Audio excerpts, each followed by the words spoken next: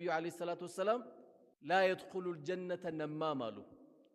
ወሬ ከዛና ከዚህ የሚያሳብቅ ሰው ጀነት አይገባም አሉ።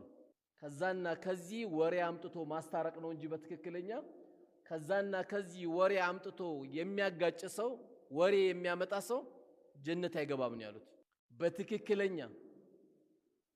በትክክለኛም ዛሬም ቤታችንን፣ ስራችንን፣ ጉርብትናችንን፣ ጓደኝነታችንን ስናያቸው ከዚህ የሚያልፉ አይደሉም ማለት ነው።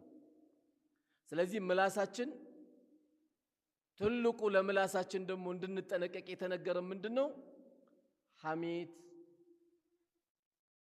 የወንድምን ክብር መዝለፍ፣ ማሳነስ፣ በማይገባ ቦታ ስሙን ማንሳት። የተጎዳች ቀልብ ምንም አትሆንም። ጉዳቷን የሚክስላት ግፏን የሚበቀልላት አምላክ አላት።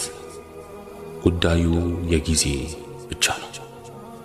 አታስብ ወዳጄ፣ መበደልህ ያሳስብህ ይሆናል።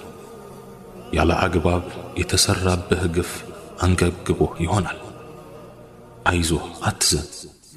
ብቻ አንተ በዳይ አትሁን። ግና ሰው ሆኖ በደል ያልደረሰበት ማን አለ? ያለ አግባብ ያልተገፋ ማን አለ?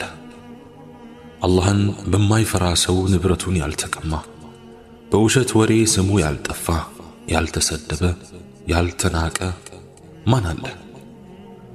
እኛ ሙስሊሞች በመጨረሻው ዓለም ስናምን የካሳና የጀዛ ቀን መሆኑንም እናምናለን። ሌላው ቀር